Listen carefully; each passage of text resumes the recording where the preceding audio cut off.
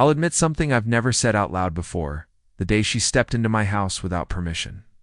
I froze right there in my own hallway, feeling like a stranger in the home I built with my own 2 hands. It was a quiet Tuesday afternoon. The kind where sunlight filters through the maple leaves and the house smells like coffee and sawdust. I'd just set my mug down on the entry table when the doorknob turned. The front door swung open like it belonged to her. Clipboard, tight smile, perfume that didn't fit this neighborhood. Routine inspection, she said, stepping right inside. That word inspection hit me like a slap. Not because of what it meant, but because of what hung right there above her shoulder. My father's folded American flag, I told her. Calm but firm, you can't be in here. She smiled, like I was a student interrupting the teacher. The HOA allows entry when there's a potential code violation, she said, brushing past me as if I were just another piece of furniture. I blocked her path with one arm. No, not today. She turned her head toward the porch and shouted, "Guys, come on in!" 2 HOA volunteers stood outside, looking uneasy. I saw the whole neighborhood reflected in their sunglasses, the swing set I built for my kids, the birdhouse my wife painted blue, the life we built on this little patch of land. Out, I said, pointing to the porch. Now I didn't raise my voice. Didn't have to. There's a strength and calm when everything else is spinning. But she, our HOA president, Karen in everything but name, just rolled her eyes and started spouting terms like common area deficiency and visible nonconformity. That's when my eyes landed back on Dad's flag triangle folded, neat and proud, and something in me steadied. Dad used to tell me after Vietnam, "Son, a man's home is his final line of defense." And right then, I decided to hold that line. I opened the door wide.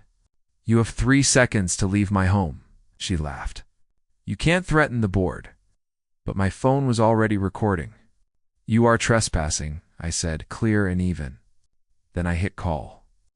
"Sheriff's office, I need an officer for unlawful entry." Her face dropped. She backed onto the porch, pretending it was all a misunderstanding. The 2 volunteers vanished like fog. When I shut the door, the silence hit harder than any slam could. Anger rolled in hot. Disbelief followed, cold and sharp. And then came action. I pulled up every HOA document, every covenant, every state trespassing statute I could find. Highlighted, printed, clipped together.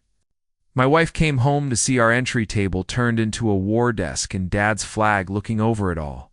When the deputy arrived, he watched the video and said quietly, "We get HOA calls all the time, but we don't usually see this."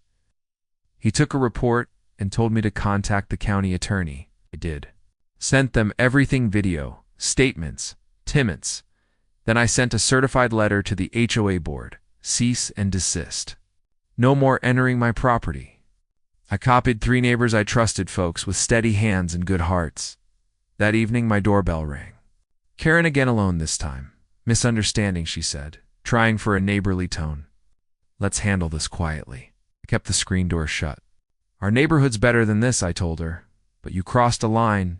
You don't get to walk back." She said I was overreacting. I told her she was building a habit of intimidation. Her cheeks flushed. She left without another word. 2 days later, the ripples started. A neighbor waved me over at the mailbox. Said he'd been threatened with fines for flying an American flag too large. Another told me she was cited for a front door wreath. A third, a soft-spoken veteran, said they inspected his backyard. While he was at a doctor's appointment, that's when I realized this wasn't random. It was a pattern. I printed complaint forms for the state attorney general's office. Brought them to a cul-de-sac meeting. We didn't yell. We didn't rant. We listened. We took notes like grown-ups with dates, names, and calm voices. Someone brought cookies because even small-town revolutions need cookies. We submitted everything together, my video, the HOA letters, the covenants, and the proof that no inspection authority existed And then came the twist. Buried in the HOA's meeting minutes were executive sessions, 3 in 2 months, with vague notes and no votes. But the budget showed payments to an outside contractor. No one knew who that was. I asked for the contract. The treasurer stalled, and then resigned the next day. The county attorney called a week later. The sheriff had forwarded my report and to others. The county was opening a formal inquiry into the HOA's conduct. When I hung up, I looked out the window at my maple tree, its leaves turning red. Funny how fast things change when the wind finally shifts. The board called an emergency meeting. The community room overflowed. Folding chairs, tense faces, a room full of people who'd finally had enough. Karen tried her old trick talking about property, values, and uniform standards. The words didn't land anymore. I stood and told my story, just the facts, no drama. Then I pressed play on my phone. The video spoke for itself. Silence filled the room. Then an older neighbor stood up, hands rough from years of work, and said, "That's not neighborly, and it sure ain't legal." Applause followed. Motions were made. Full independent audit. Suspension of all inspections. Removal of the president pending investigation. Hands went up like sunrise over the room. Each vote one more door opening back toward normal life. Karen protested, but the board's own bylaws shut her down. The gavel fell, and with it, the weight of her control cracked. The interim president sent an apology email, short, respectful, human. The county attorney's review continued. The audit revealed the truth. Unauthorized inspections, padded fines, even a pay-to-site deal with a private contractor. The HOA dissolved that contract immediately. Karen resigned soon after, leaving a bitter letter about ingratitude. I read it once and filed it away with the things you keep, only to remind yourself what not to become. A few weeks later, I brewed coffee and walked my property line. The swing creaked. The birdhouse leaned. The world was simple again.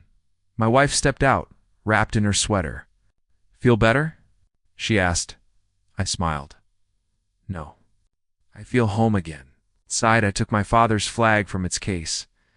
The fabric was softer than I remembered, like time had worn it gentle. I set it back, dusted the glass, saw my reflection, just a middle-aged man who'd finally learned what that flag really meant. A home isn't just walls and nails. It's the promise that the person who lives there decides who walks through its door. Have you ever faced an HOA like this? Share your story below. I read every single one. If you believe some fights are worth having, hit subscribe, and let's stand up together.